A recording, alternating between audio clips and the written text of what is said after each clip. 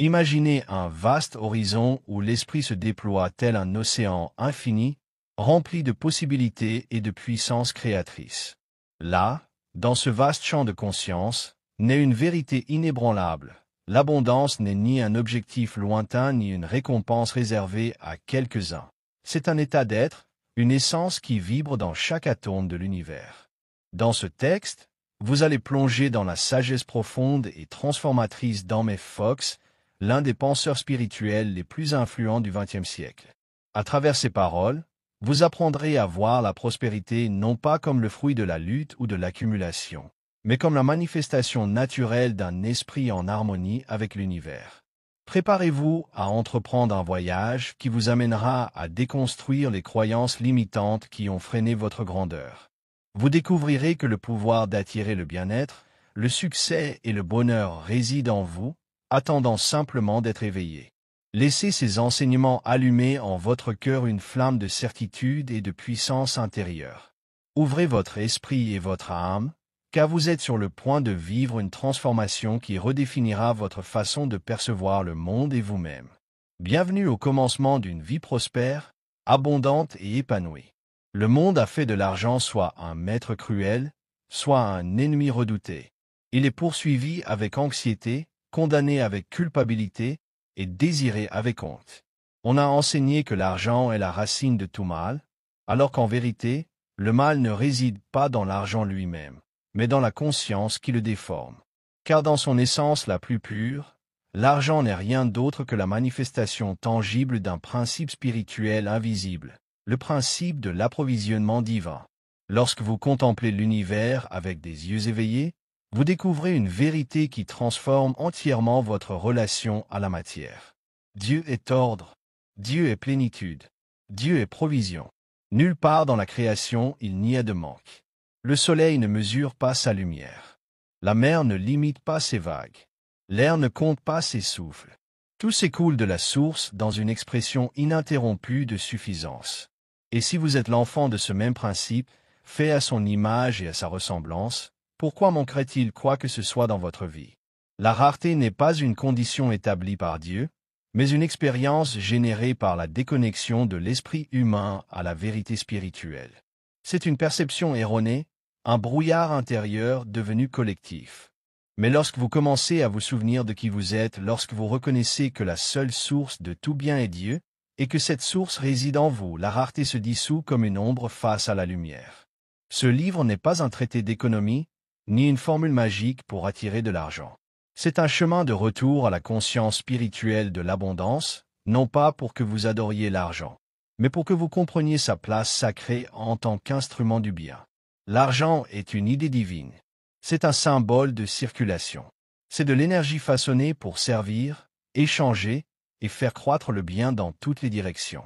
Il n'est ni sale, ni impur, ni inférieur. Il est aussi spirituel qu'une prière lorsqu'il naît d'une conscience élevée. J'ai vu des âmes justes vivre dans la difficulté parce qu'elles ne savaient pas comment accepter le bien que Dieu avait préparé pour elles. Et j'ai vu d'autres, entourées de possessions matérielles, pourtant vides de sens, esclaves de la peur de perdre, piégées dans le faux pouvoir d'une matière sans âme. Ces deux conditions sont les extrêmes d'une même erreur. Oubliez que la provision ne réside pas dans les choses, mais dans la conscience. La vraie prospérité ne commence pas par un revenu, mais par une idée. Et cette idée est claire. Tout bien vient de Dieu, et Dieu demeure en moi. Lorsque vous assimilez cette vérité, le travail cesse d'être une lutte et devient une expression. L'argent n'est plus un combat, mais un reflet. La provision n'est plus une chance, mais une manifestation. Votre vie cesse d'être menée par la nécessité et commence à s'écouler avec l'inspiration. Car vous avez découvert que la richesse est un état de l'âme avant d'être un chiffre sur un compte. Dans ces pages, nous parcourons ensemble les principes éternels qui font de l'argent un outil sacré. Vous apprendrez à penser justement au sujet de la provision, à affirmer avec puissance la vérité de votre être prospère, à libérer les croyances limitantes qui bloquaient l'écoulement du bien, et à devenir non pas quelqu'un qui mendie, mais quelqu'un qui exprime. Car Dieu ne donne pas de l'extérieur, Dieu s'exprime de l'intérieur. Et lorsque cette expression est libre de toute résistance, elle se traduit par des opportunités, des portes ouvertes, des ressources précises, des chemins inattendus et une abondance constante, non comme récompense de votre bonté, mais comme conséquence de votre alignement. Ce livre n'est pas un guide pour devenir riche. C'est un rappel que vous l'êtes déjà, car vous avez été créé par la source infinie, et l'infini ne donne pas naissance à la limitation. L'abondance n'est pas un privilège réservé à quelques-uns, ni une promesse future. C'est votre héritage spirituel, disponible dès maintenant, si vous êtes prêt à le revendiquer avec foi, compréhension et amour. Il n'existe aucun pouvoir extérieur à vous qui détermine votre provision. Il n'y a qu'une seule loi, une seule conscience, une seule source, Dieu en vous. Et lorsque ce Dieu commence à agir librement à travers vos pensées, vos paroles et vos actions, le monde matériel qui semblait autrefois fermé s'ouvre, s'aligne et vous sert. Vous êtes nés pour vivre en paix, dans le but et dans la provision, non pour survivre, mais pour exprimer l'abondance du royaume. Et ce livre est une clé qui n'ouvre pas un coffre extérieur, mais la chambre intérieure où le vrai trésor a toujours été gardé.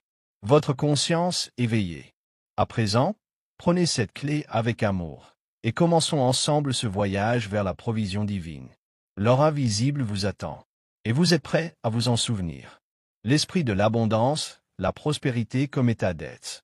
Par M. Fox. Nous avons remarqué que plus de 90% des visiteurs de notre chaîne ne sont pas abonnés.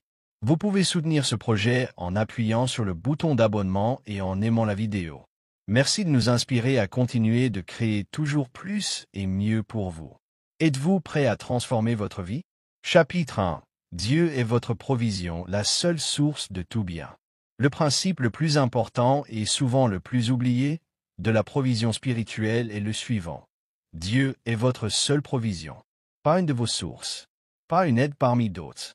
La seule. L'erreur fondamentale de l'esprit humain est d'attribuer sa subsistance à des facteurs externes.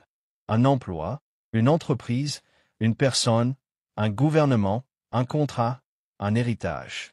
Et tant que ces croyances restent actives, la conscience vivra esclave de la peur de perdre, de l'anxiété d'obtenir et du conflit entre ce qui est et ce qui pourrait manquer. Dieu n'est pas une idée religieuse. Il est la cause première de tout bien. Il n'est pas un être qui distribue des faveurs selon des critères secrets. Il est le principe immuable du bien total et présent. Lorsqu'on dit que Dieu est votre provision, ce n'est pas une déclaration d'espoir, mais une vérité éternelle.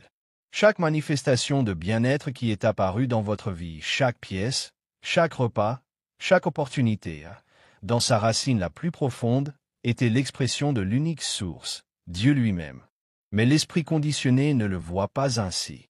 Il croit que si l'emploi est perdu, le revenu l'est aussi. Il croit que si une personne s'en va, la subsistance part avec elle. Il croit que si le marché s'effondre, sa propre valeur s'effondre aussi. Et cette croyance engendre la peur, et cette peur coupe le flux. Car l'esprit ne peut se manifester librement dans une conscience prisonnière de la peur. Tant que vous croirez que votre provision vient des choses, vous lutterez sans cesse pour les conserver. Mais lorsque vous découvrez que la provision vient de la conscience alignée avec Dieu, vous cessez d'avoir peur, et la loi commence à agir sans obstacle. Vous n'avez pas été créé pour dépendre du monde. Vous avez été créé pour le gouverner de l'intérieur. Pas par le contrôle, mais par l'alignement. Pas par l'effort, mais par la compréhension. Dieu n'a pas besoin d'intermédiaires pour vous bénir. Dieu n'attend pas des conditions extérieures pour subvenir à vos besoins. Dieu s'exprime dès que votre esprit le permet. Et cette expression peut prendre la forme de l'argent, oui.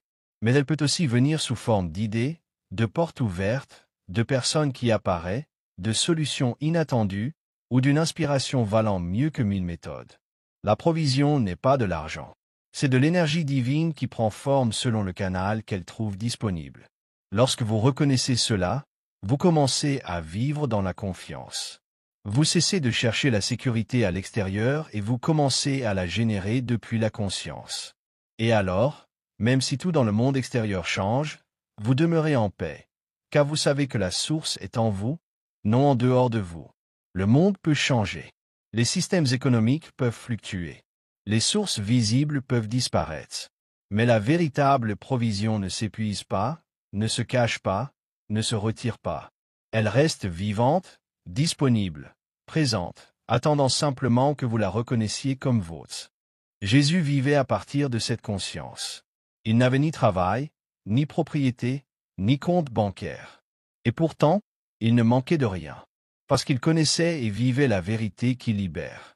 Mon Père et moi, nous sommes un. Et quand vous avez besoin de provision, c'est là la seule prière véritable. Dieu et moi, nous sommes un. Par conséquent, tout ce dont j'ai besoin m'est déjà donné. Ne demandez pas que l'argent vienne. Demandez à voir que la source est déjà en vous. Ne suppliez pas pour une opportunité. Déclarez que Dieu vous guide vers le canal parfait. Ne plaidez pas pour de l'aide. Affirmez avec foi que le bien agit maintenant, en silence, dans l'invisible. Le premier pas vers une vie prospère n'est ni de gagner plus, ni de changer d'emploi, ni de trouver un nouveau système. Le premier pas est de reconnaître sans hésitation que Dieu est votre seule provision, et que cette provision n'a aucune limite, car l'Esprit ne connaît pas le manque. Il n'y a pas de crise économique dans l'Esprit divin. Il n'y a pas d'inflation dans le royaume des cieux. Il n'y a pas de dette dans l'âme éveillée. Tout ce dont vous avez besoin existe déjà en forme spirituelle. Et cette forme spirituelle peut se matérialiser de 1000 façons différentes si votre esprit cesse de l'obstruer. Le canal est secondaire. La source est première. Peu importe comment cela vient. Ce qui compte, c'est de savoir que cela vient, car Dieu ne peut pas cesser d'être ce qu'il est. Commencez à déclarer: Dieu est ma provision éternelle. Le bien afflue vers moi de toutes les directions. Rien ni personne ne peut me séparer de la source. Je suis en unité avec l'abondance maintenant. Répétez ces vérités, non pas comme des formules magiques, mais comme des clés de conscience. Chaque fois que vous les prononcez avec foi, vous déchirez le voile de l'illusion et permettez à la lumière d'entrer là où il y avait auparavant de l'ombre. Dieu ne retient rien, il attend que vous reconnaissiez. Dieu ne punit pas, il répond à votre vibration. Et lorsque votre vibration dit « J'ai confiance, je sais, j'accepte », alors, ce qui semblait bloqué se libère. Vous n'avez pas besoin que les conditions changent. Vous avez besoin de changer de conscience. Et lorsque vous le faites, vous verrez que les conditions extérieures suivent naturellement cette nouvelle direction. Car l'abondance ne vient pas à vous, elle émane de vous. Et voici la plus haute vérité au sujet de la provision. Dieu est votre provision, le seul, l'éternel, le suffisant, le présent. Et lorsque l'esprit accepte cela sans réserve, le monde, reflet obéissant de votre état intérieur, commence à multiplier le pain là où il n'y avait pas de blé, à ouvrir des chemins là où il y avait des murs, et à libérer la manifestation concrète du bien qui a toujours attendu que vous le reconnaissiez comme vôtre. Chapitre 2. La conscience de la richesse, pensée, sentiments et vibrations alignés avec la loi. La véritable richesse ne commence pas par une somme d'argent ni par une circonstance favorable. Elle commence par un état intérieur. C'est ce que nous appelons la conscience de la richesse, et c'est le véritable fondement sur lequel repose toute manifestation durable de la provision. Ce n'est pas penser à l'argent. Ce n'est pas répéter des phrases vides. Ce n'est pas faire semblant d'être prospère.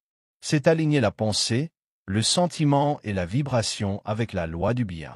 Car le semblable attire le semblable, et l'univers ne vous donne pas ce que vous demandez avec les lèvres, mais ce que vous portez dans votre énergie intérieure. Chaque personne vit entourée d'une atmosphère invisible, un champ vibratoire généré par sa manière habituelle de penser et de ressentir.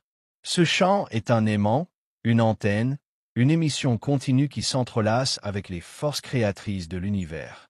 Si cette atmosphère est remplie de peur, de manque, d'indignité ou de lutte, alors, même si vous travaillez dur, vous bloquerez l'entrée du bien. Non pas parce que le bien n'existe pas, mais parce que votre conscience n'est pas alignée avec sa fréquence. C'est pourquoi la pauvreté n'est pas simplement l'absence d'argent, c'est une attitude mentale. Et la richesse n'est pas seulement une abondance matérielle, c'est une vibration profonde de suffisance, de gratitude, de paix et d'ouverture.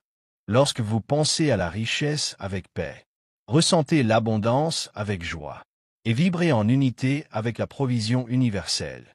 Vous fonctionnez depuis la conscience de la richesse. Et dans cet état, les conditions extérieures n'ont d'autre choix que de refléter ce qui est déjà établi en vous. Il ne s'agit pas de faire semblant d'être prospère. Il s'agit de reconnaître que vous êtes déjà immergé dans un univers abondant, et que tout ce qui est nécessaire à votre expression parfaite est disponible dès maintenant, si vous savez comment vous syntoniser. La loi du bien est comme une station de radio. Elle émet en permanence. Mais seuls ceux qui règlent leur fréquence peuvent l'entendre. Votre pensée est ce cadran. Votre sentiment est l'amplificateur. Votre vibration est le signal que vous envoyez dans le champ de la vie. Et ce que vous projetez vous revient, multiplié. Comment se forme la conscience de la richesse? Pas par l'accumulation extérieure, mais par un entraînement intérieur. Chaque fois que vous choisissez d'affirmer la vérité au lieu de céder à la peur, vous renforcez cette conscience. Chaque fois que vous bénissez ce que vous avez au lieu de vous plaindre de ce qui manque, vous vous syntonisez avec le flux du bien. Chaque fois que vous donnez avec joie et recevez avec gratitude, vous ouvrez votre champ énergétique à l'approvisionnement illimité. La conscience de la richesse se cultive comme un jardin. On l'épure des mauvaises herbes, les vieilles croyances de manque, de culpabilité, de séparation. On l'arrose avec des idées élevées, des affirmations d'humilité, de suffisance et d'ordre divin. On la protège avec une vigilance aimante, en veillant à ce que l'on pense, à ce que l'on ressent et à ce que l'on décrète. Vous ne pouvez pas vivre dans la paix et l'abondance si chaque jour vous déclarez, consciemment ou inconsciemment, il n'y en a jamais assez. Tout est trop cher. Je ne sais pas comment je vais m'en sortir. Rien ne marche jamais pour moi. Chaque mot est une graine. Chaque pensée est un ordre adressé à l'univers. Chaque émotion est un pacte avec une réalité vibratoire. L'âme qui désire manifester la richesse doit d'abord rompre son attachement au manque. Elle doit cesser de parler de ce qui manque. Elle doit cesser de craindre la perte. Elle doit cesser d'associer l'argent au péché, à la souffrance ou à la lutte. Et elle doit commencer à considérer l'argent comme une expression légitime de l'abondance divine. Non pas comme une fin, mais comme un moyen d'exprimer plus de vie, plus d'amour, plus de but, plus de service. La conscience de la richesse n'est pas arrogance ni vanité. C'est une profonde humilité devant l'ordre parfait de Dieu. C'est dire, j'accepte tout le bien qui m'appartient de droit divin. Et je l'accepte avec joie, sans peur, sans culpabilité, sans hésitation. Beaucoup de gens prient pour l'abondance, mais vibrent dans le rejet. Ils demandent la prospérité, mais ne se sentent pas dignes de la recevoir. Ils déclarent avoir la foi, mais vivent dans l'attente d'un désastre.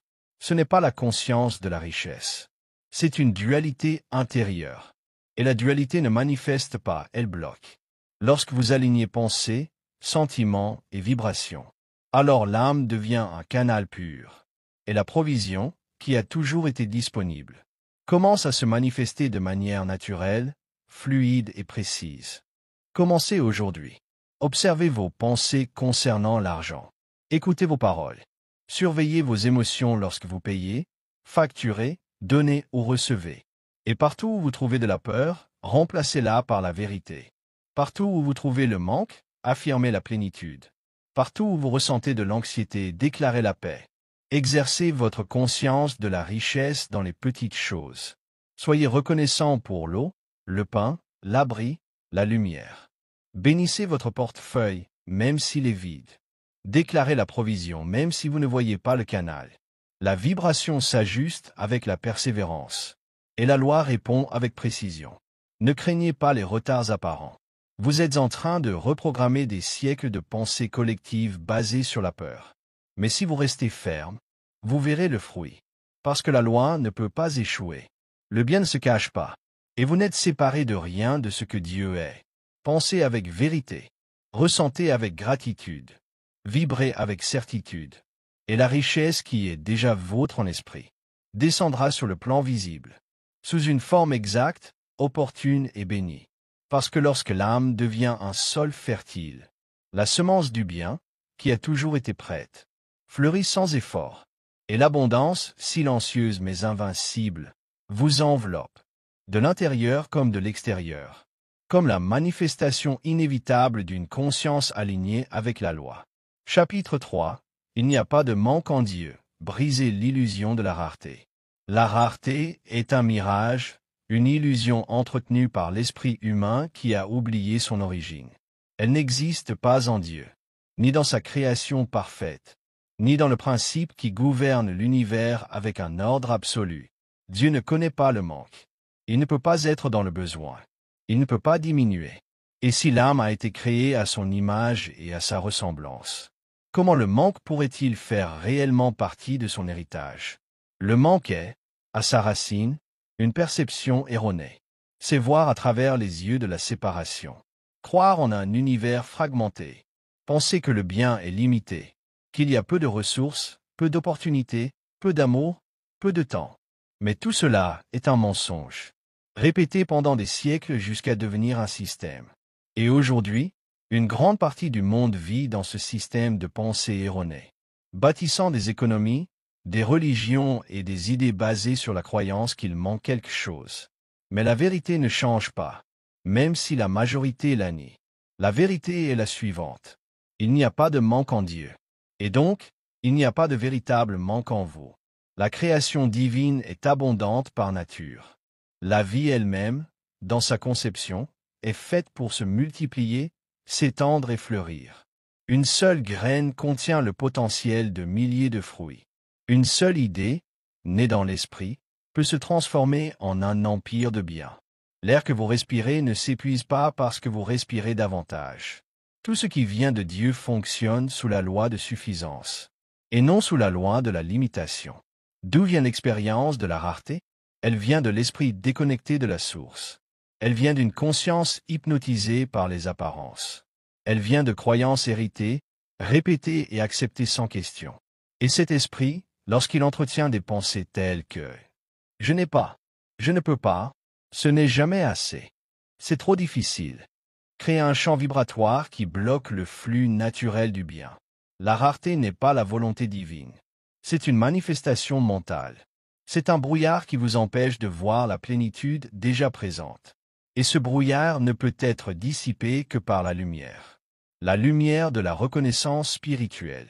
Il ne suffit pas de désirer l'abondance. Vous devez désinstaller la structure intérieure qui croit au manque. Vous devez veiller à chaque pensée qui parle de limitation. Vous devez transformer votre langage et cesser de répéter des phrases comme « Il n'y a pas d'emploi »,« Tout est trop cher »,« L'argent ne suffit jamais »,« C'est trop difficile ». Chaque mot est un ordre. Chaque affirmation est une semence. Et l'univers ne répond pas à l'intention superficielle. Il répond à la vibration. Le miracle de la multiplication. Lorsque Jésus a multiplié les pains, il n'a pas agi par anxiété. Il n'a pas demandé combien d'argent il y avait. Il n'a pas calculé si c'était possible. Il a agi depuis la conscience qu'il n'y a pas de manque en Dieu. Il a levé les yeux, a rendu grâce, et a rompu le pain. Et le miracle n'a pas été quelque chose d'extérieur. C'était le reflet naturel d'une conscience qui refuse d'accepter le manque comme une réalité. Toi aussi, tu peux vivre depuis cette conscience. Tu n'as pas besoin de maîtriser des techniques humaines ou des stratégies complexes. Tu as seulement besoin de te souvenir que tu vis dans un univers spirituel, et que l'esprit précède et gouverne la matière. Lorsque cette vérité devient chère en toi, tout change. Pas parce que les choses apparaissent magiquement, mais parce que tu t'alignes avec le principe de provision universelle. Et alors, ce qui était déjà disponible trouve son canal parfait en toi. Abandonne l'idée de rareté. Abandonne la croyance que le bien est rare. Abandonne l'idée que tu dois lutter pour recevoir ce qui t'appartient de droit divin. Abandonne la culpabilité de désirer plus. Le désir d'expansion est naturel. Ce n'est pas de l'avidité. C'est une impulsion divine. Dieu ne veut pas que tu survives simplement.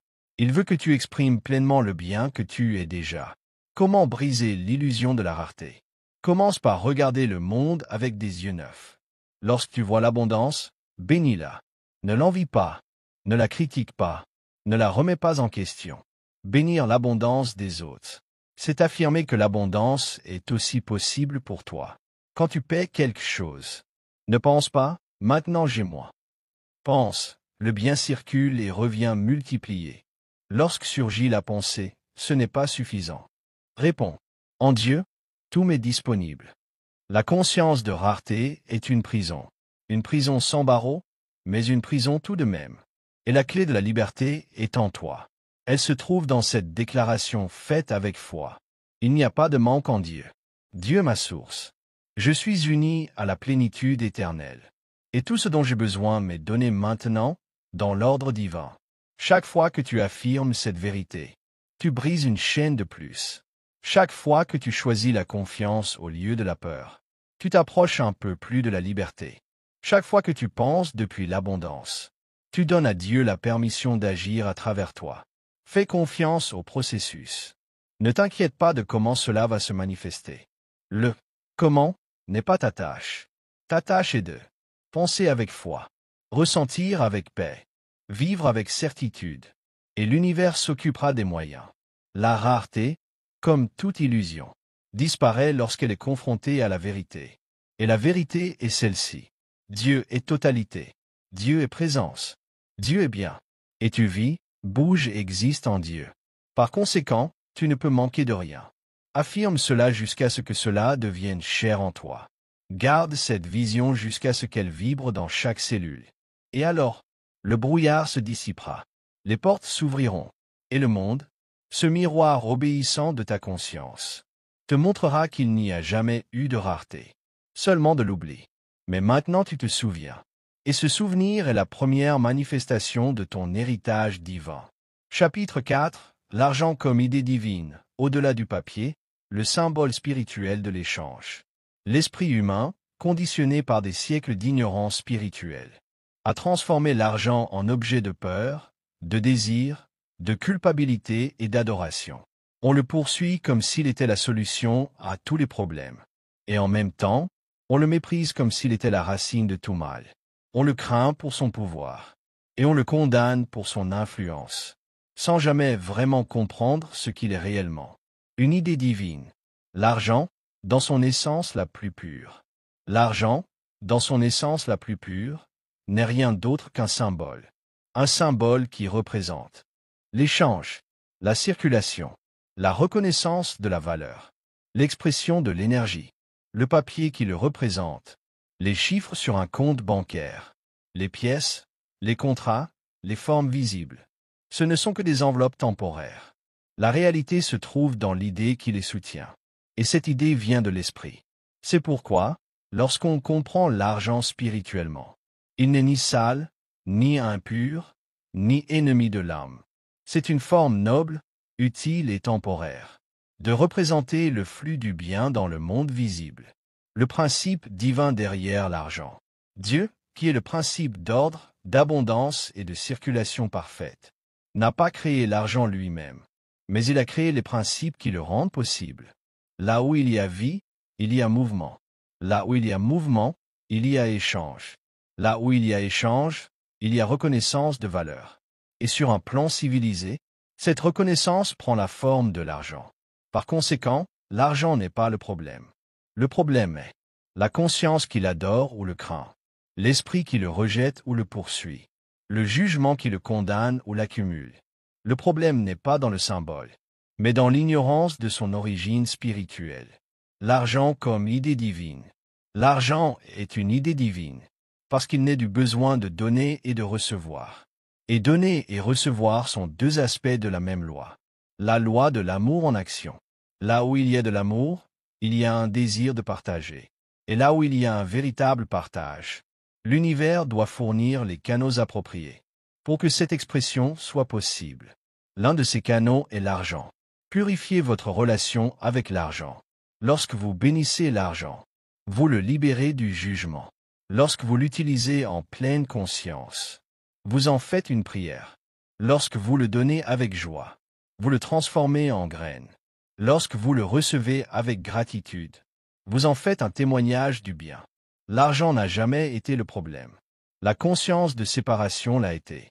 La croyance qu'il n'y en a pas assez, que vous ne méritez pas, que s'il en a, l'autre doit perdre. Cette pensée fragmentée contamine le symbole. Mais le symbole en lui-même est neutre. Comme l'eau, comme le feu, comme les mots. Sa valeur réside dans l'intention, l'utilisation, l'énergie qui le soutient. Guérir votre esprit à propos de l'argent. Si vous voulez vivre en paix avec l'argent, commencez par le guérir dans votre esprit. Ne le critiquez pas, ne le rejetez pas, ne le sanctifiez pas, comprenez-le simplement. Et une fois que vous le comprenez, utilisez-le pour ce qu'il est vraiment. Une expression temporaire d'une idée éternelle. Un outil pour circuler le bien. Une forme visible de reconnaître la valeur en vous et chez les autres. Une manifestation de l'ordre divin dans le monde matériel. Changez votre dialogue intérieur sur l'argent. Lorsque vous payez quelque chose, ne pensez pas « je perds de l'argent ». Au lieu de cela, affirmez « je fais circuler de l'énergie ». Je reconnais la valeur. J'affirme mon abondance. Lorsque vous recevez un paiement, ne pensez pas « ils me prennent quelque chose ». Au lieu de cela, déclarez « je reçois ce qui est juste. Je récolte ce que j'ai semé. J'ouvre plus de canaux de provision. L'argent circule là où il y a de la clarté. Il stagne là où il y a de la peur. Lorsque vous voyez l'argent comme une idée divine, vous le libérez de tous les fardeaux émotionnels. Et alors, il peut circuler librement dans votre vie. Non pas comme un but, mais comme un reflet. Non pas comme un Dieu, mais comme un instrument. Non pas comme quelque chose qui vous définit, mais comme quelque chose que vous définissez avec votre conscience. Vous voulez plus d'argent? Commencez par le comprendre. Si vous voulez avoir plus d'argent, ne commencez pas par en demander. Commencez par le comprendre. Comprenez qu'il ne vient pas des autres, ni de la chance, ni de l'effort physique seul. Il vient de votre niveau d'alignement, avec l'idée spirituelle qui le soutient. Et cet alignement est atteint lorsque vous pensez avec la vérité, ressentez avec la paix, agissez avec un but. L'esprit qui voit l'argent comme un ennemi le rejette, même tout en le désirant. L'esprit qui idole l'argent en devient l'esclave, même tout en le possédant. Seul l'esprit qui le reconnaît comme une idée divine peut vivre en équilibre avec lui.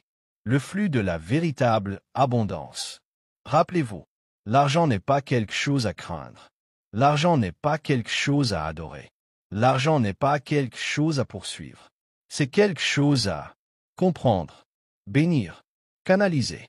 Et lorsque vous faites cela, lorsque votre conscience est claire, lorsqu'il n'y a plus de culpabilité ni d'attachement, lorsque vous utilisez chaque pièce comme un acte de création, alors, l'argent circulera vers vous et à travers vous, comme une rivière qui ne s'assèche jamais, parce qu'il sait que sa source n'est pas dans ses rives, mais dans la source invisible qui l'alimente sans fin. Cette source, c'est Dieu. Et l'argent, lorsqu'il est correctement compris, n'est qu'une de ces nombreuses formes d'expression. Chapitre 5. La foi comme richesse, le capital invisible qui crée toute manifestation dans le monde matériel. Le capital est souvent décrit comme la fondation de chaque entreprise, de chaque projet, de chaque expansion. On dit que celui qui manque de capital ne peut pas commencer, ne peut pas grandir, ne peut pas réussir. Mais il existe un capital bien plus profond, bien plus puissant, bien plus décisif que n'importe quelle somme d'argent. La foi. Parce que la foi est le capital invisible, qui engendre et soutient toute véritable manifestation. Rien de grand n'a jamais vu le jour sans la foi. Tout ce qui a été créé avec un but, de la beauté, un impact durable, a commencé par une idée, soutenue par une certitude intérieure. La foi n'est pas un simple souhait. La foi n'est pas un optimisme superficiel. La foi n'est pas un désir sans racine. La foi est une connaissance silencieuse, une conviction intérieure qui déclare « C'est réel, même si je ne le vois pas encore. C'est à moi, même si je ne peux pas encore le toucher. C'est vrai, même si le monde dit le contraire. » La foi ne repose pas sur des conditions visibles. Elle est enracinée dans la loi spirituelle qui les transcende. La foi voit au-delà de l'illusion. La foi, c'est regarder un compte vide et savoir qu'il ne définit pas votre approvisionnement. Voir une porte fermée et ressentir qu'une meilleure est déjà en train de s'ouvrir. Faire face à un obstacle et déclarer avec sérénité. Cela aussi est sous la loi divine. Et tout ce qui est sous la loi divine doit travailler pour mon bien. Une âme qui possède la véritable foi possède déjà le bien, avant même de le tenir dans ses mains. Parce que la foi est une possession. Sur le plan spirituel, et ce qui est possédé là, doit inévitablement descendre dans la forme. La foi, la loi de la manifestation. Lorsque Jésus a dit « Tout ce que vous demanderez dans la prière, en croyant, vous le recevrez. » Il n'établissait pas une condition aléatoire, mais révélait une loi éternelle, la loi de la correspondance entre la conscience et la manifestation. Il ne suffit pas de prier, il faut prier en croyant. Il ne suffit pas d'affirmer, il faut affirmer en sachant. Il ne suffit pas de visualiser, il faut visualiser en ressentant. Et ce savoir, ce ressenti, cette croyance profonde, c'est ce que nous appelons la foi. Pas de foi aveugle, une foi intelligente. Vous n'avez pas besoin de foi aveugle. Vous avez besoin d'une foi intelligente. Une foi qui connaît le principe. Une foi qui a observé comment la loi spirituelle répond avec précision. Une foi qui a été exercée dans les petites choses et qui, par conséquent, fait confiance dans les grandes. Chaque fois que vous avez déclaré quelque chose avec certitude et l'avez vu se réaliser, vous avez accumulé du capital spirituel. Ce capital ne peut pas être vu, mais il opère avec plus de puissance que n'importe quel chiffre dans une banque. La foi comme un investissement. La foi est un investissement intérieur. Et comme tout investissement, elle grandit avec l'utilisation. Elle se renforce lorsqu'elle est mise en pratique. Elle s'étend lorsqu'elle n'est pas interrompue par le doute. Mais attention, le doute est la dépense qui épuise la foi. La peur est l'intérêt qui la consomme silencieusement. La plainte est la fuite qui affaiblit son énergie. Cependant, la pensée alignée, le mot affirmatif, le sentiment de gratitude anticipée, ces éléments augmentent sa valeur et multiplient son effet. Pas de limite à la foi, parce qu'il n'y a pas de limite à la loi divine. La foi n'a pas de limite, parce que la loi qu'elle active n'a pas de limite. Mais la foi n'est pas une demande. La foi n'est pas une pression sur le divin. La foi, c'est ouverture, réceptivité, confiance. La foi, c'est se déclarer prêt à recevoir. La foi, c'est s'aligner avec l'idée que c'est déjà fait. Et ensuite, marcher comme si c'était déjà une réalité. Parler comme si vous l'aviez déjà. Remercier comme si cela était déjà arrivé. Vous n'avez pas besoin d'argent pour commencer, vous avez besoin de foi. Beaucoup croient qu'ils ont besoin d'argent pour commencer. Mais ce dont ils ont vraiment besoin, c'est de foi.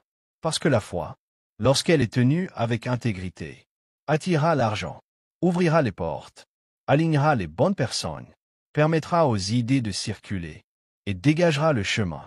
L'argent peut être perdu. Les opportunités peuvent changer. Le soutien humain peut échouer. Mais la véritable foi est inébranlable. Et celui qui la possède n'est jamais sans ressources. Parce qu'il sait que la plus grande ressource est dans sa propre conscience. Commencez dès maintenant indépendamment des conditions externes. Vous pouvez commencer dès maintenant. Peu importe ce que vous avez extérieurement. Commencez par affirmer. Dieu est ma source. Je crois en la loi divine. Je fais confiance au bien. Je sais que tout ce dont j'ai besoin m'a déjà été donné dans l'esprit.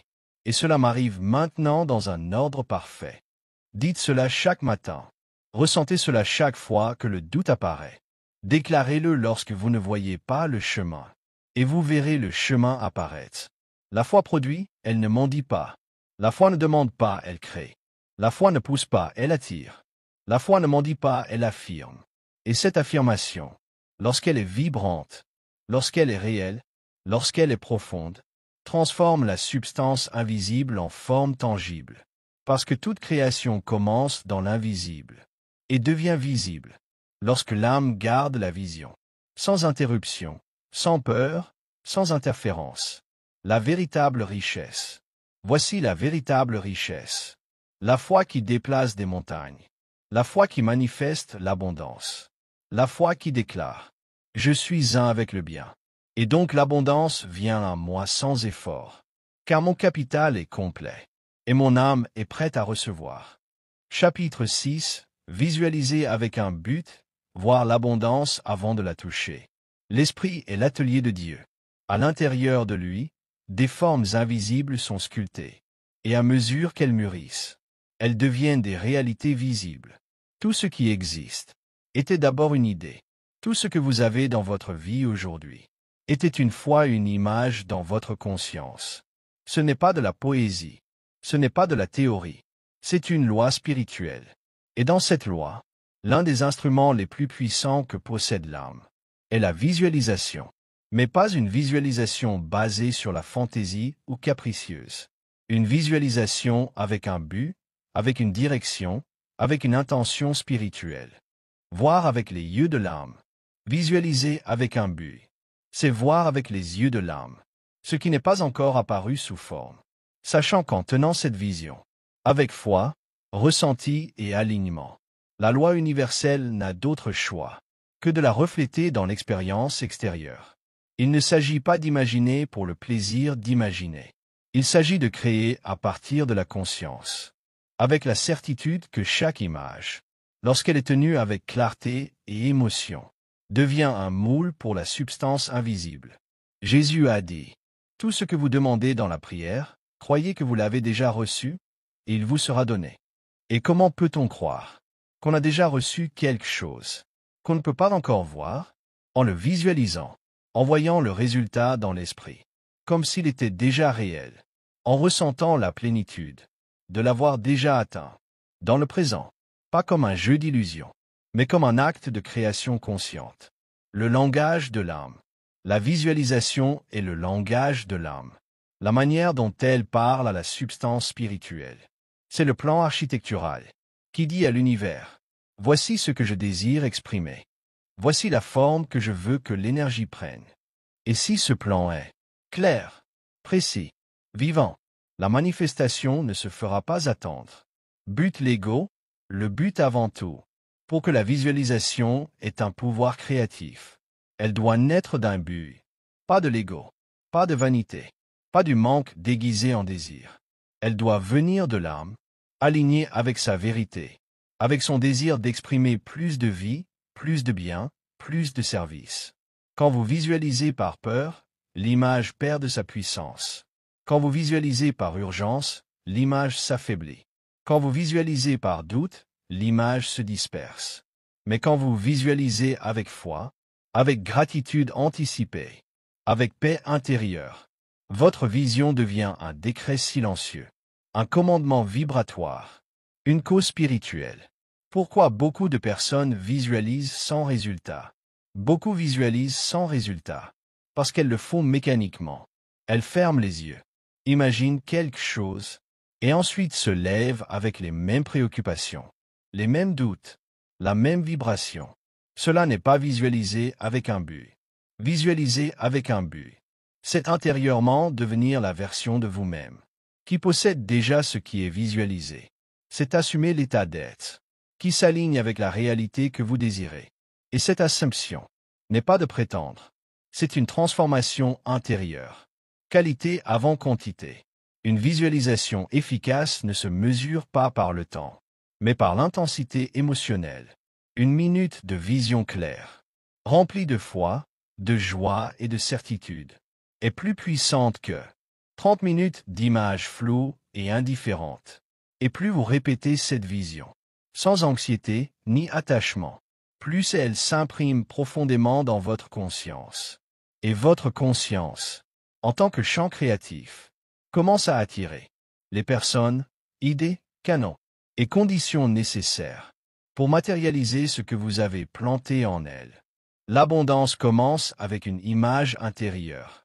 Vous ne pouvez pas toucher ce que vous n'avez pas d'abord vu avec l'âme. Un esprit qui ne voit que la dette ne peut pas créer de richesse. Un esprit qui ne rejoue que le passé ne peut pas ouvrir de nouvelles portes. C'est pourquoi vous devez entraîner votre imagination, non pas pour fuir le monde, mais pour le transformer de l'intérieur. Vivez-le maintenant, pas dans le futur.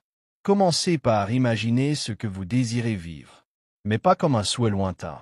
Vivez-le maintenant en vous-même. Ressentez que vous l'êtes déjà. Ressentez que vous l'avez déjà. Ressentez que vous vous tenez déjà dans cette réalité. Marchez dans votre esprit, comme quelqu'un qui a déjà reçu la réponse. Ensuite, entrez dans le monde. Avec cette vibration, parlez à partir de cette vision. Agissez à partir de cette vision. Décidez à partir de cette vision. Protégez votre pouvoir créatif. Ne vous précipitez pas pour dire aux autres. Le pouvoir créatif grandit dans le silence. Laissez votre âme le nourrir. Laissez votre foi le sceller. Laissez votre alignement le soutenir.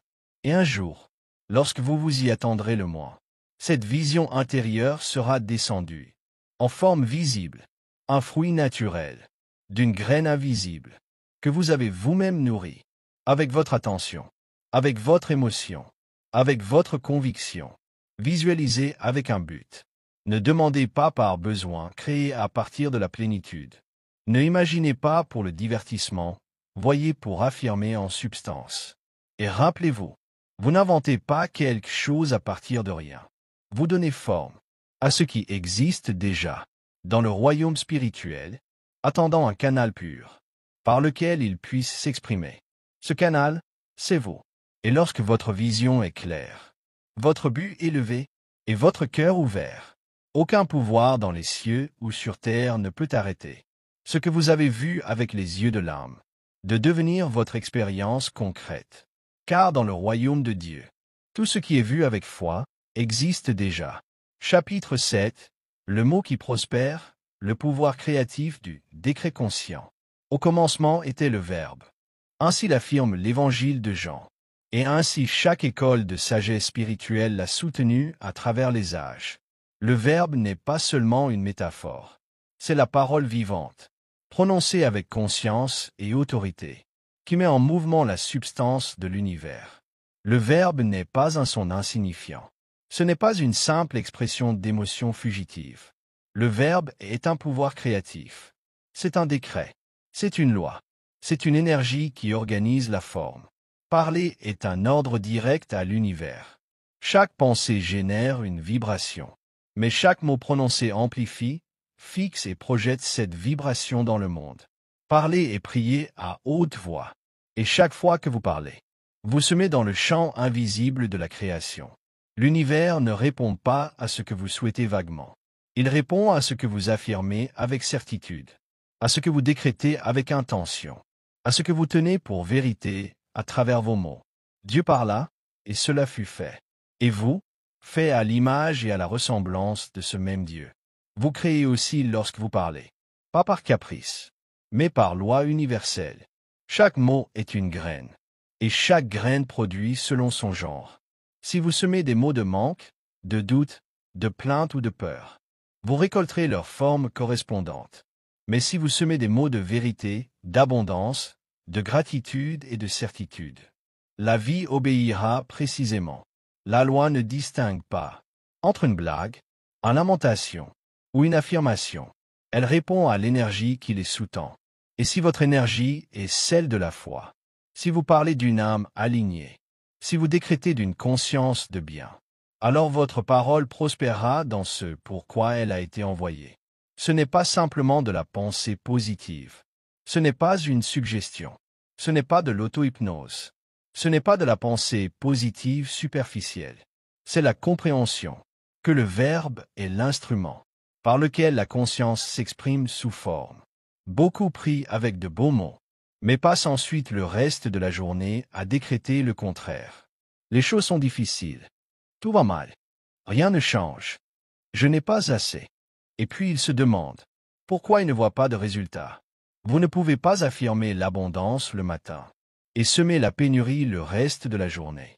Vous ne pouvez pas déclarer la foi et ensuite parler du doute. Votre parole doit être alignée avec votre vision.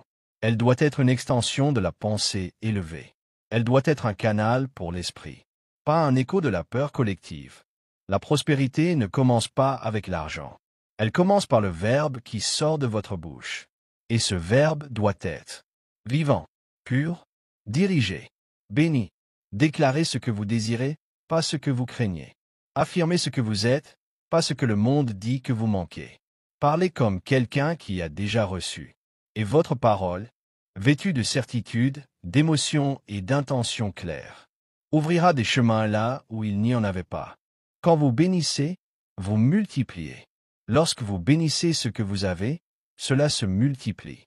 Lorsque vous remerciez pour l'invisible, vous le rendez tangible.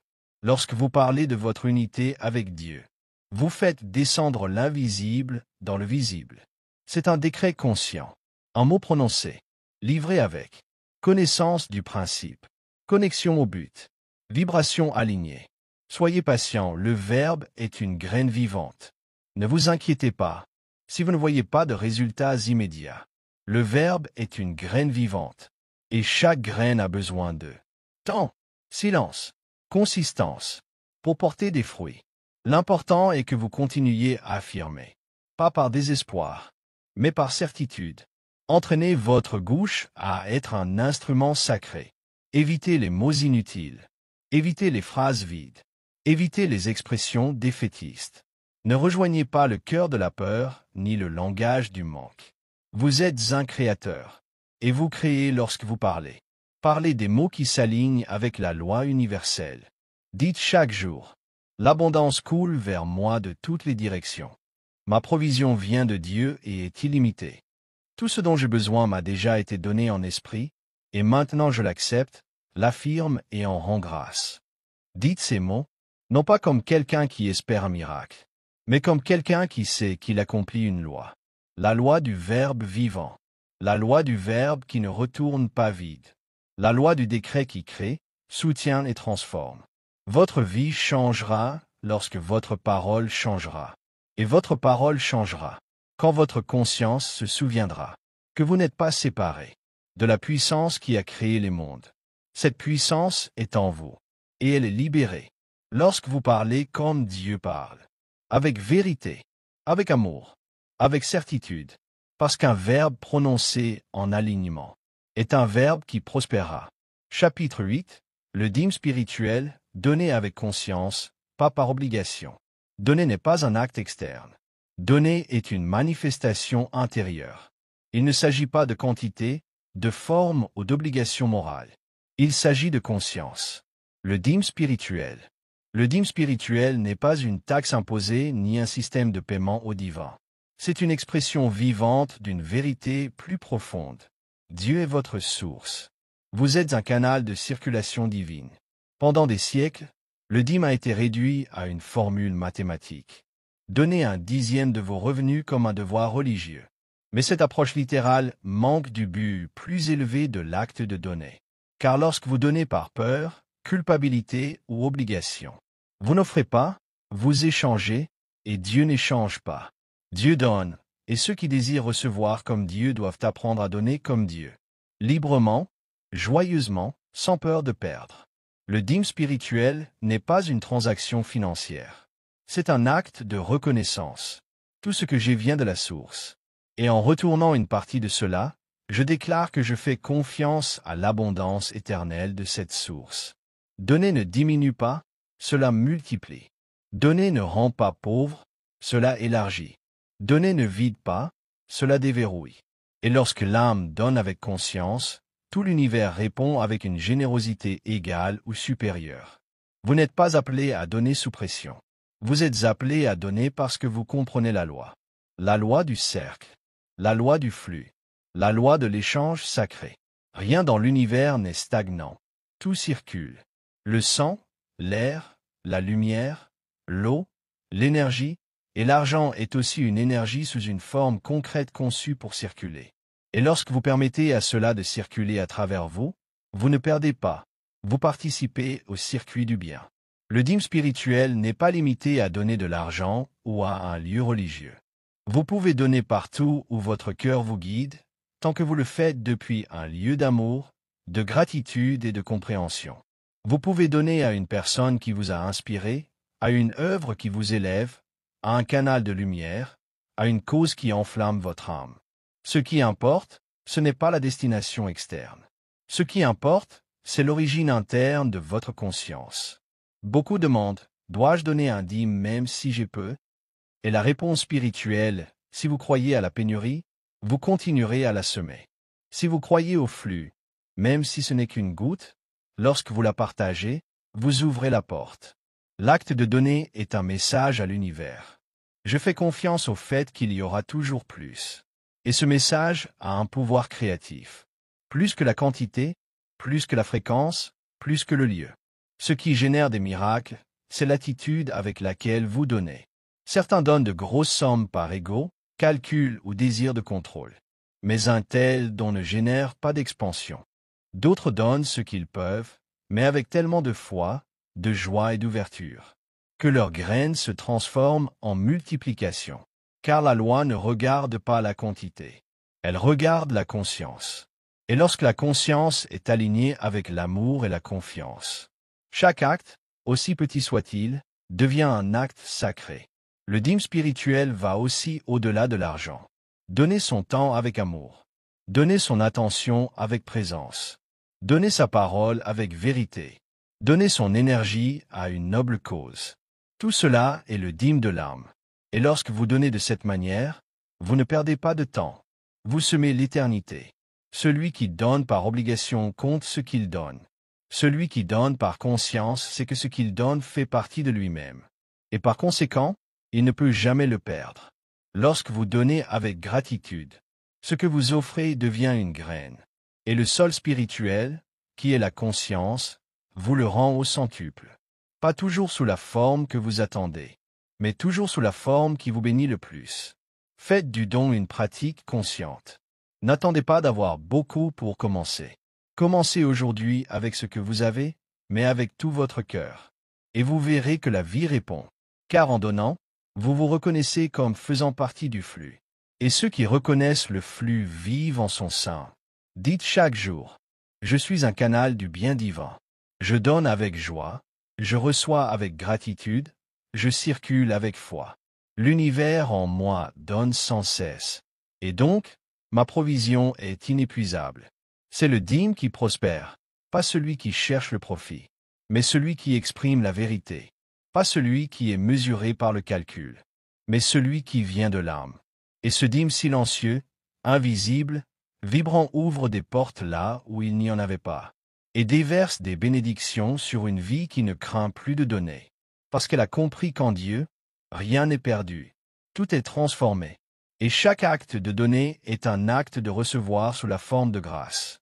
Chapitre 9. L'abondance sans culpabilité, guérir la relation avec le recevoir. Recevoir est un art spirituel. Ce n'est pas simplement prendre ce qui est offert, ni accumuler sans mesure, ni le revendiquer comme un droit humain. Recevoir, dans sa forme la plus haute, c'est accepter avec gratitude ce qui vous appartient déjà de droit divin. Cependant, beaucoup d'âmes trouvent plus facile de donner que de recevoir. Dans l'acte de recevoir, surgit la culpabilité, le jugement, le vieux conditionnement qui associe l'abondance à l'égoïsme, à la vanité et à la déconnexion de Dieu. Mais cette croyance est fausse. Et tant qu'elle reste active en vous, l'abondance ne pourra pas circuler librement. Parce que la loi spirituelle ne peut pas vous forcer à accepter ce que vous rejetez intérieurement. La culpabilité est une barrière invisible qui bloque l'approvisionnement, peu importe combien vous affirmez, déclarez ou visualisez. Et pour vraiment recevoir, vous devez d'abord guérir cette relation blessée avec l'acte d'accepter le bien. Dieu ne veut pas que vous viviez dans la limitation. Il ne vous a pas créé pour la rareté, ni pour un sacrifice perpétuel. Il vous a créé à son image, et Dieu ne manque de rien. L'univers tout entier existe dans l'équilibre, dans la beauté, dans une expansion constante, et vous en faites partie. Vous n'êtes pas ici pour survivre au minimum, mais pour exprimer pleinement la plénitude qui réside déjà en vous. Mais pour cela, vous devez vous permettre de recevoir sans culpabilité, recevoir sans justifier, recevoir sans cacher, recevoir sans penser qu'en faisant cela, vous prenez à quelqu'un d'autre. L'abondance ne s'épuise pas parce que vous l'acceptez. Dieu ne distribue pas le bien avec parcimonie. Le bien est illimité et personnel, et chaque fois que vous rejetez quelque chose de bon parce que vous vous sentez indigne, vous rejetez Dieu en vous. Vous avez appris que être spirituel signifiait renoncer, que le détachement était une vertu, mais que recevoir était dangereux. On vous a appris à donner, mais pas à accepter, à sacrifier, mais pas à prospérer. Et cet enseignement, bien qu'il soit né de bonnes intentions, ne reflète pas la vérité du royaume. Jésus n'a pas vécu dans l'opulence, mais il n'a pas non plus vécu dans la rareté. Il avait ce dont il avait besoin quand il en avait besoin, et il ne s'est jamais senti coupable de multiplier les pains, ni d'accepter de l'huile précieuse sur ses pieds, ni de dormir sous un toit alors que d'autres le suivaient dans les champs, parce qu'il savait qui il était, et il savait que l'approvisionnement n'était pas un privilège, mais une expression. Recevoir abondamment ne vous rend pas moins spirituel. Cela vous rend plus disponible pour servir, créer, partager. À quoi bon désirer aider le monde si vous ne pouvez pas soutenir votre vie avec paix et suffisance? À quoi bon prier pour la prospérité si, lorsqu'elle se manifeste, vous ressentez de la honte ou de l'inconfort en la recevant? Guérir la relation avec le recevoir commence par un acte de pardon. Pardonnez-vous d'avoir cru que vous étiez indigne. Pardonnez-vous d'avoir rejeté le bien qui vous appartenait déjà. Pardonnez-vous d'avoir associé l'abondance à l'égoïsme. Et puis commencez à affirmer avec puissance: je suis digne de recevoir le bien. Il est à moi parce que je suis un avec Dieu. Recevoir avec gratitude est ma prière incarnée. Recevoir avec joie est ma manière d'honorer la source. Lorsque quelqu'un vous donne quelque chose, ne le minimisez pas. Ne dites pas: ce n'était pas nécessaire. Ne le dévalorisez pas par des phrases automatiques.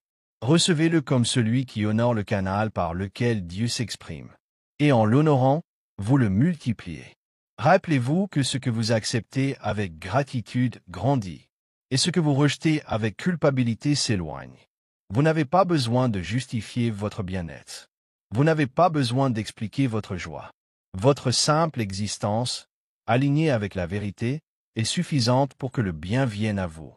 Lorsque vous acceptez l'abondance sans culpabilité, vous bénissez le monde, parce que vous devenez un témoignage vivant que Dieu pourvoit, que le bien n'est pas une théorie, que la bonne conscience produit des fruits visibles. Et alors, ce que vous recevez n'est plus seulement pour vous. Depuis cet endroit de paix et de plénitude, vous donnez avec plus de générosité. Servez avec plus de joie. Aimez avec plus de liberté. Pas par sacrifice, mais par abondance partagée. Recevoir n'est pas un privilège, c'est une fonction divine. Chaque souffle en est la preuve. Dieu vous donne chaque moment sans mesure. Qui êtes-vous pour limiter ce que le Créateur vous offre? Ouvrez vos mains, ouvrez votre âme. Recevez avec joie sans explication. Et laissez le monde voir en vous quelqu'un qui a rappelé qu'accepter le bien, c'est accepter Dieu lui-même, se manifestant à travers des formes belles, nécessaires et parfaites. Parce que lorsque vous guérissez la culpabilité du recevoir, l'abondance ne hésite plus à frapper à votre porte avec timidité. Elle entre avec certitude, sachant qu'elle a trouvé en vous une maison ouverte, une conscience élevée, une âme prête à manifester le ciel sur terre. Chapitre 10. Le travail comme expression divine. Transformer l'effort en canal de prospérité. Le travail, dans sa plus haute essence, n'est pas un fardeau, c'est une expression sacrée. Il n'a pas été conçu par Dieu comme une punition, ni comme un instrument d'esclavage, ni comme un prix à payer pour survivre. Le travail est une opportunité divine de manifester la vie intérieure dans le monde extérieur.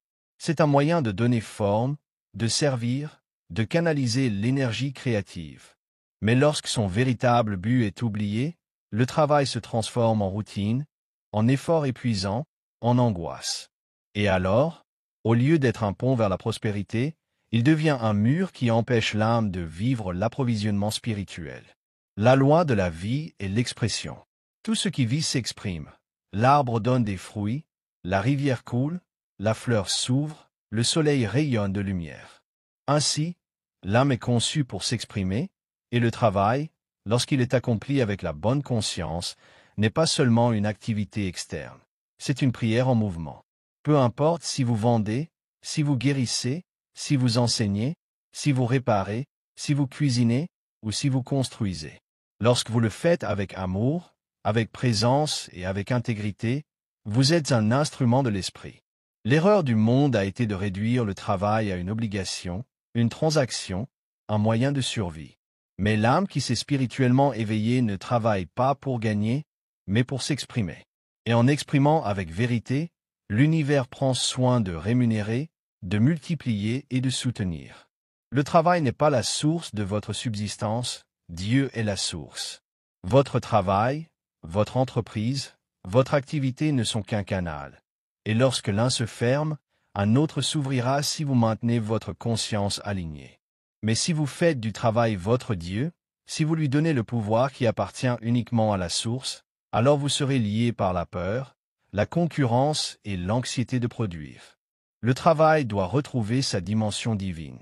Ce n'est pas un moyen de gagner de l'argent, C'est un moyen de donner le meilleur de vous-même au monde et de faire confiance au fait que ce bien reviendra multiplié. Car c'est ainsi que la loi fonctionne. Lorsque vous travaillez par obligation, vous sacrifiez votre énergie.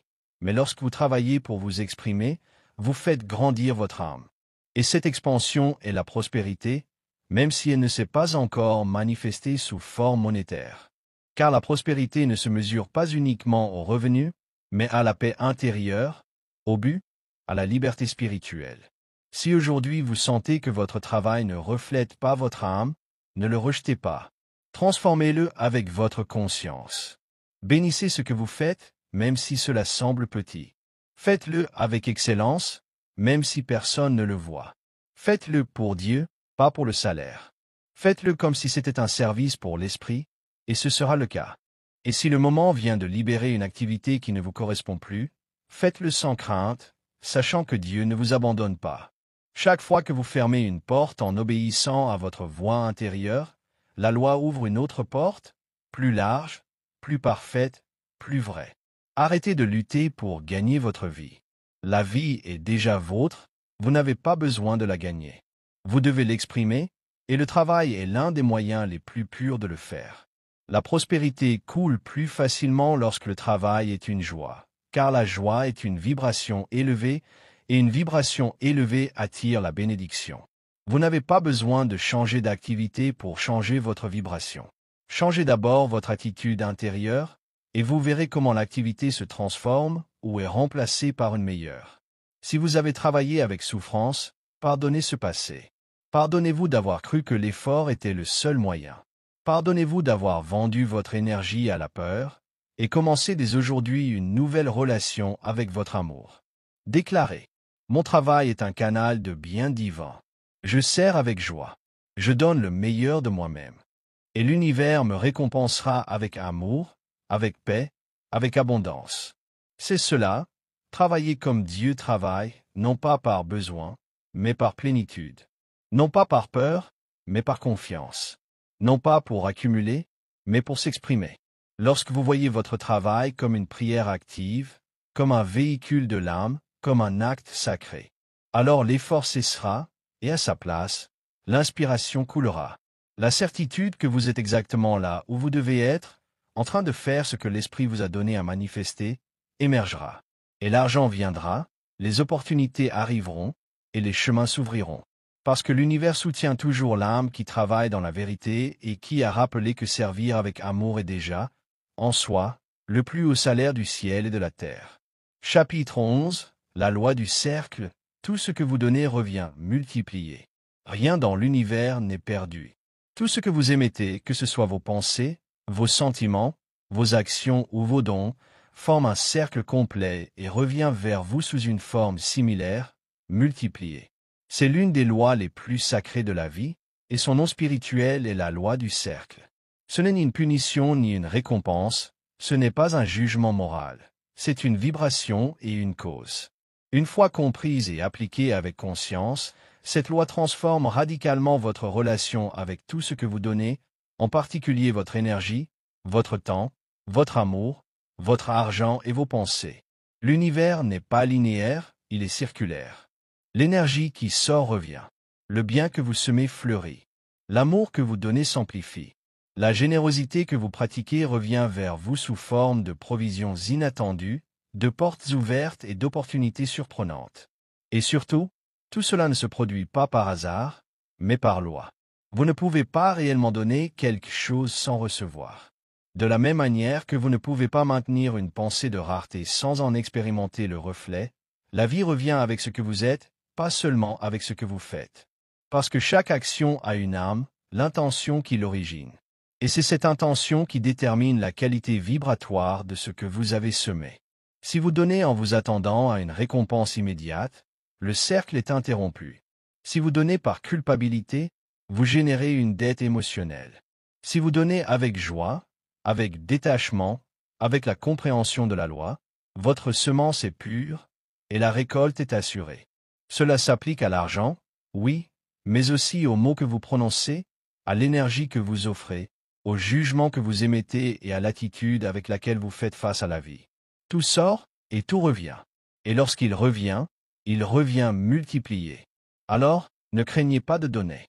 Ne craignez pas de semer l'amour, même s'il n'est pas immédiatement réciproqué.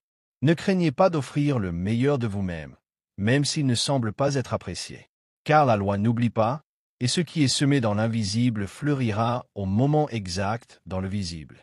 Lorsque vous aidez quelqu'un sincèrement, vous vous aidez vous-même sous une autre forme. Lorsque vous partagez une parole de lumière, cette même lumière vous renforce d'abord. Lorsque vous donnez de l'argent avec gratitude, vous bénissez votre propre provision. Vous ne perdez pas, vous faites circuler. Et ce qui circule est renouvelé. Regardez la mer. Où est son abondance? Dans le flux, dans la marée qui va et vient, dans le mouvement constant. L'eau stagnante pourrit, l'argent stagné pourrit. L'amour retenu se fane. Le pardon non exprimé devient un fardeau. Vous êtes conçu pour être un canal, pas un dépôt. La loi du cercle ne circule pas à travers ceux qui retiennent, qui accumulent par peur, ou qui se déconnectent du mouvement de la vie. L'abondance appartient à ceux qui comprennent que donner et recevoir sont le même acte dans des directions différentes. Il n'y a pas de petit acte. Donner un sourire, c'est semer la joie. Donner de l'attention, c'est semer la connexion. Donner de la compréhension, c'est semer la paix. Et tout cela revient multiplié. Pas toujours d'où vous avez semé, mais d'où votre conscience est prête à accepter. Faites du don une pratique spirituelle, non pas comme une obligation, mais comme une participation à l'harmonie de l'univers. Non pas comme une stratégie pour obtenir, mais comme une expression naturelle de celui qui a compris que vivre, c'est être circulaire. Dites avec intention. Je donne depuis la plénitude. Je donne avec joie. Et tout ce que je donne revient à moi multiplié. Rien ne manque, car tout ce qui sort de moi revient à moi en plus grande mesure. Cette affirmation aligne votre énergie avec la loi, et à partir de cet alignement, ce qui semblait autrefois être un effort devient fluidité. Donnez votre talent. Donnez votre amour. Donnez votre service. Donnez votre contribution au monde sans attendre que le retour vienne sous la même forme, mais sachant qu'il viendra. Car ce qui sort avec vérité revient toujours avec puissance. Ne vous demandez pas, est-ce que cela vaut la peine de donner? Demandez-vous, suis-je prêt à recevoir ce que j'ai semé? Et si la réponse est oui, alors continuez à semer. Le cercle est parfait. La loi est fidèle. Et Dieu, qui en est la source, ne laisse jamais ceux qui sèment avec une âme éveillée sans récolte. Chapitre 12. La gratitude comme la clé d'or, le magnétisme spirituel de la gratitude. La gratitude n'est pas une réaction à ce qui a été reçu. C'est une force créative, une attitude vibratoire qui précède la bénédiction et la rend possible.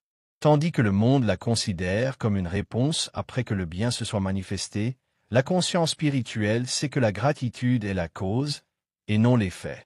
C'est la clé d'or qui ouvre les dépôts cachés de l'univers. C'est le code secret de l'âme qui a compris comment fonctionne la loi de l'approvisionnement. La gratitude honore non seulement le bien, elle l'appelle, l'attire et le multiplie. Lorsque vous remerciez pour ce que vous avez déjà, vous déclarez à l'univers que vous le reconnaissez comme suffisant, comme parfait, comme une expression de Dieu. Et dans cette reconnaissance, votre vibration s'élève à la fréquence de la plénitude. Et quand vous vivez dans la fréquence de la plénitude, vous attirez davantage de ce même bien. Car l'univers ne répond pas à ce que vous dites désirer, mais à ce que vous êtes déjà en train de vibrer. Remercier, c'est affirmer avec émotion que le bien est présent, même lorsqu'il n'a pas encore pris forme.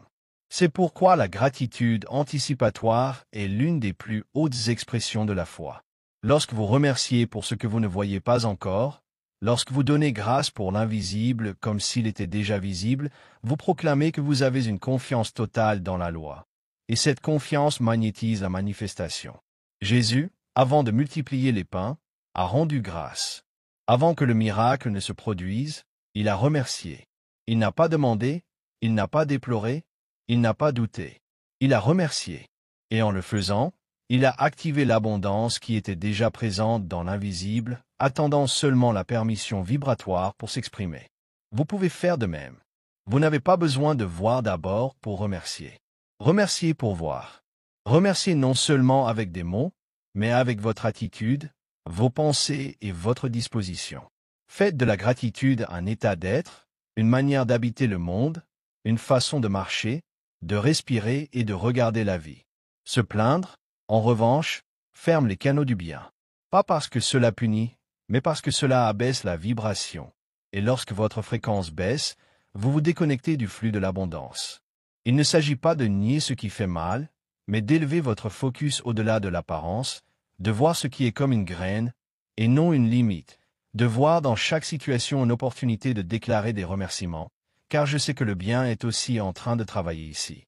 La gratitude transforme le petit en grand, l'ordinaire en sacré, l'instantané en éternel.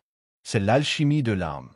Avec elle, ce qui semblait autrefois rare devient une porte ouverte. Car lorsque vous remerciez, vous dites « Je suis prêt pour plus. Je suis ouvert à recevoir. Je reconnais ce qui est déjà, et pour cela, il me sera donné en plus grande mesure. » La prospérité ne pousse pas dans un sol ingrat.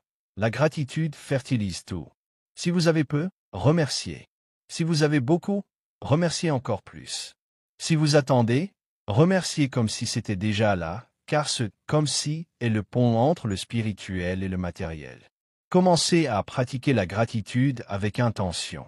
Remerciez pour l'eau, pour la lumière, pour la nourriture, pour la parole, pour le souffle, pour l'opportunité de servir.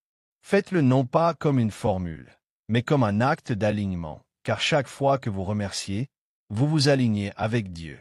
Et Dieu ne laisse jamais sans réponse l'âme qui remercie avec vérité. Dites chaque matin, « Merci, Père, car tout ce dont j'ai besoin m'a déjà été donné. Merci parce que ma provision est parfaite. Merci parce que je suis entouré de biens. Merci parce que ce qui vient est encore plus grand. Merci parce que la loi répond à ma gratitude.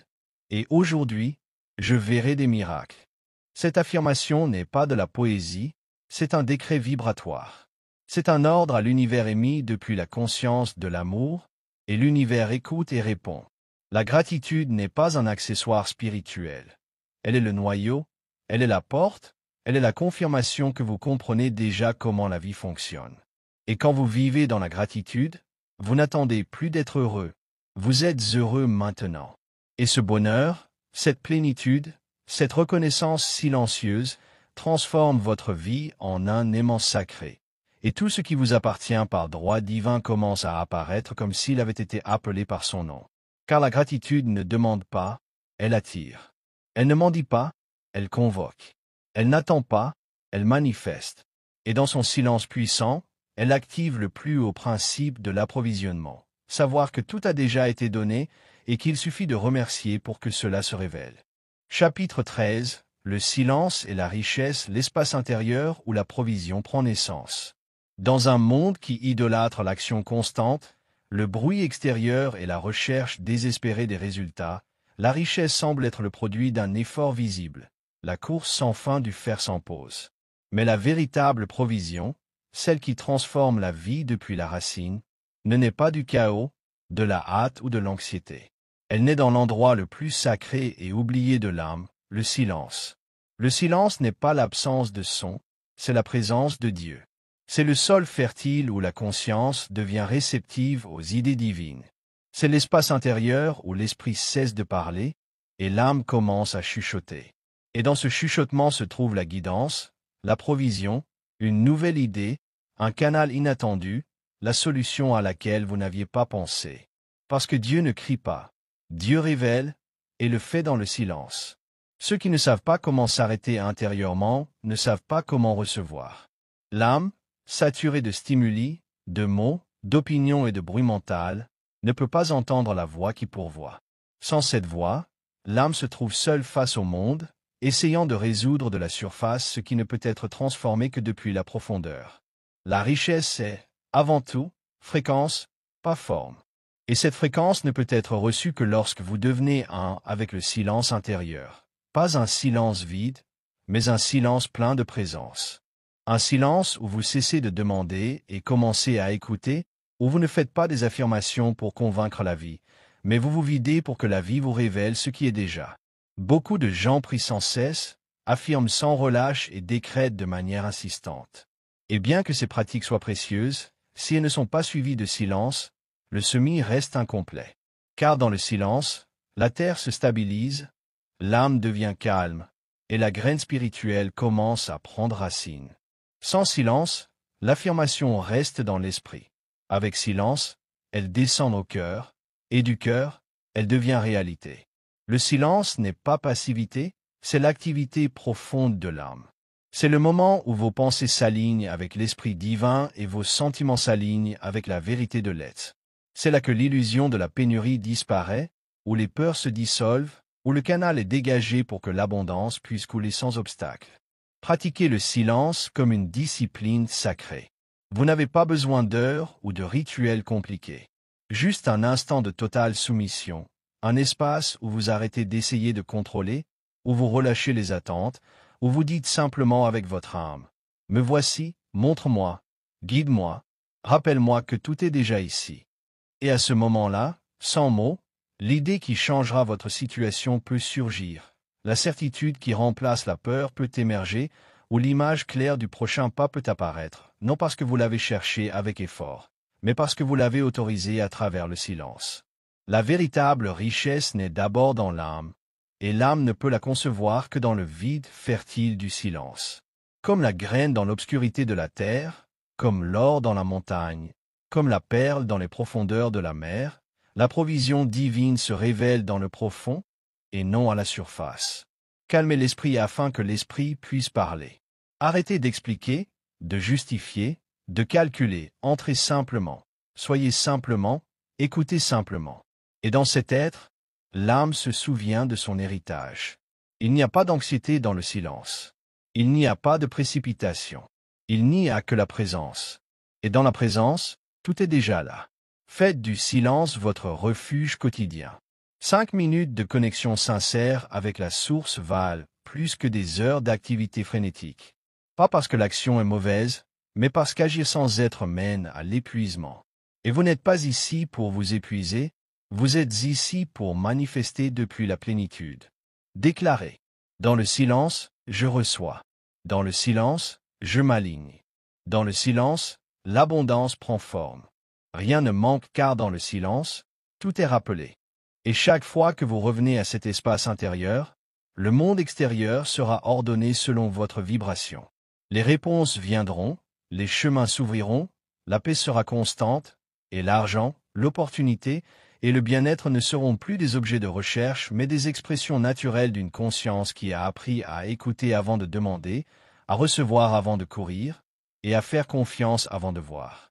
Parce que le silence est la matrice de toute création, et en lui, la richesse éternelle de Dieu prend forme pour se manifester dans votre vie, non par l'effort, mais par l'alignement.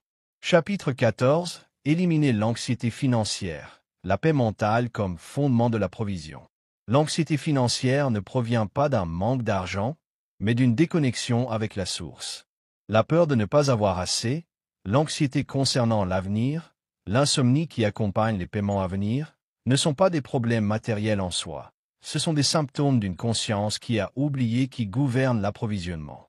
Et tant que cette conscience n'est pas guérie, aucune quantité d'argent ne suffira à apporter une véritable paix. Vous pourriez doubler vos revenus et avoir encore peur de tout perdre. Vous pourriez économiser pendant des années et vous sentir toujours vulnérable. Vous pourriez obtenir le travail que vous avez toujours voulu et vivre toujours dans une tension constante. Parce que la paix financière ne dépend pas de ce que vous avez, mais de ce que vous croyez à propos de ce que vous avez, et plus important encore, de ce que vous croyez à propos de Dieu en tant que votre provision. Lorsque vous comprenez que Dieu, le principe du bien absolu, est votre seule véritable source et que toutes les formes visibles ne sont que des canaux temporaires, l'anxiété perd son pouvoir. Vous ne dépendez plus d'un travail, d'une personne ou d'une circonstance. Votre sécurité se déplace du monde changeant à la présence immuable, et de là, l'âme peut se reposer. L'anxiété, à sa racine, est un manque de confiance. C'est croire que vous êtes seul, que vous devez tout résoudre, que si vous ne poussez pas plus fort, vous allez tomber. Mais cette idée est fausse. Vous n'êtes pas seul. Vous êtes soutenu par la même loi qui soutient les galaxies, la même puissance qui fait fleurir le champ sans effort, le même amour qui nourrit les oiseaux sans salaire. C'est celui qui prend soin de vous. L'anxiété surgit lorsque l'âme veut contrôler, lorsqu'elle craint que si elle lâche prise, elle sera perdue, lorsqu'elle croit que son bien-être dépend de l'extérieur. Mais la vérité est que rien d'extérieur ne peut vous donner ce que la paix intérieure contient déjà. Si vous voulez transformer votre relation avec l'argent, commencez non pas en cherchant davantage, mais en trouvant la paix dans l'instant présent. Respirez. Arrêtez-vous, regardez ce que vous avez déjà, remerciez, et répétez en silence. Je suis soutenu par la loi divine. Mon bien ne dépend pas du monde. Tout ce dont j'ai besoin vient à moi avec paix, avec ordre, avec une opportunité parfaite. L'esprit agité bloque le flux, non parce que Dieu retient, mais parce qu'une conscience anxieuse ne sait pas comment recevoir. Elle est fermée, peureuse, vibrant dans le manque. La loi ne peut opérer qu'avec liberté, là où il y a ouverture et confiance. L'anxiété contamine également vos décisions. Elle vous fait accepter des emplois indignes, vous pousse à agir dans la précipitation, vous entraîne à négocier par peur, et tout cela génère plus de chaos, plus de confusion, plus de déséquilibre. C'est pourquoi la première étape n'est pas d'agir, c'est de se calmer. Et à partir de cette calme, la guidance apparaîtra, le prochain pas se révélera, et l'ordre reviendra. Vous n'avez pas besoin de tout comprendre pour être en paix. Vous devez être en paix pour que tout puisse se résoudre. Parce que la paix n'est pas la récompense, c'est la condition intérieure qui permet à l'approvisionnement de venir sans obstacle. Faites de la paix votre priorité financière. Avant de vous inquiéter pour le monde, demandez-vous, suis-je aligné avec la paix qui permet au bien de circuler? Déclarez chaque jour, ma sécurité est en Dieu, pas dans les chiffres ou les comptes. La paix que je ressens est le signe que tout est à sa place. Rien ne manque, rien ne me menace, parce que je vis dans la loi du bien, et elle me soutient maintenant. Lorsque vous vivez dans cette conscience, vous serez capable de marcher parmi les dettes sans ressentir de détresse. Vous serez capable de faire face à un défi économique sans paniquer. Vous serez capable de maintenir votre foi, même lorsque les faits semblent dire le contraire. Parce que votre paix ne sera plus un résultat de l'extérieur, mais un reflet de votre union avec la source. Et cette paix est créative. Elle ouvre des chemins, attire des opportunités, dissout des obstacles, parce qu'elle est de haute vibration. Et la haute vibration appelle toujours ce qui est semblable. Vous n'avez pas besoin de contrôler, vous avez besoin de faire confiance. Vous n'avez pas besoin de savoir comment. Vous avez besoin de vous rappeler qui est ce qui est Dieu en vous, travaillant sans bruit, sans retard, sans erreur. Permettez à la paix de s'établir avant la solution, et vous verrez que la solution viendra non pas à la suite de votre lutte, mais comme un cadeau naturel de votre alignement avec le bien. Parce que lorsque l'âme cesse de courir et entre dans le repos de l'esprit, tout ce qui est nécessaire commence à venir, sans anxiété, sans manque, sans peur, seulement avec la paix. Parce que la paix est le signe que vous êtes déjà chez vous, et dans votre maison, rien ne manque jamais. Chapitre 15. Vivre comme un canal du bien, devenir un instrument constant de la richesse divine. Le but ultime de tous les enseignements spirituels concernant l'argent et la provision n'est pas d'accumuler davantage, ni de vivre dans le confort seul, ni de démontrer son pouvoir personnel. Il s'agit de devenir un canal ouvert et constant du bien divin. Une âme qui a compris la véritable origine de la richesse ne cherche plus à l'amasser pour elle-même, mais à la laisser circuler à travers elle dans le monde comme une expression vivante de l'amour et de la loi. Vous n'êtes pas ici pour être un récepteur passif de bénédiction. Vous êtes ici pour être un conduit conscient, un point de passage, une porte ouverte par laquelle l'abondance éternelle peut prendre forme et toucher d'autres vies. Être un canal signifie ne pas résister, ne pas s'accrocher au flux, ne pas craindre la rareté, car vous savez déjà que la source est inépuisable. Être un canal n'est pas un privilège réservé à quelques-uns, c'est votre nature la plus profonde. Vous avez été créé à l'image du Créateur, et le Créateur ne cesse jamais de donner. Tout comme le Créateur donne, vous n'êtes pas venu pour accumuler par peur, mais pour permettre à tout ce qui vient à vous, idées, talents, ressources, provisions, de circuler, se multiplier, servir et bénir. Lorsque vous comprenez cela, la peur disparaît. Vous ne vous demandez plus, et si je manque? Parce que vous savez que rien ne peut manquer à un canal qui reste ouvert. La rivière qui coule ne se tarit pas, l'air qui se renouvelle ne stagne pas, et l'âme qui donne, en unité avec Dieu, ne se vide jamais. Être un canal implique une responsabilité, Oui, mais pas un fardeau, une joie. Parce que vous savez que vous ne possédez rien, et par conséquent, vous ne pouvez rien perdre. Vous êtes un intendant du bien, non son origine. Et cette reconnaissance vous donne la liberté.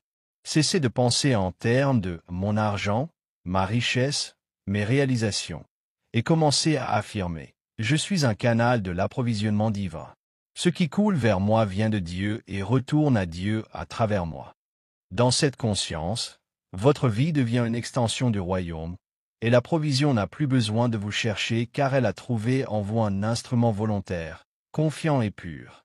Vivre comme un canal signifie également vous permettre de recevoir, car un canal fermé à une extrémité ne remplit pas sa fonction.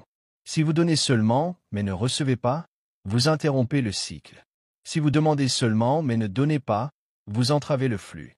Donner et recevoir sont un dans la loi du canal, et les deux nécessitent ouverture, humilité et foi.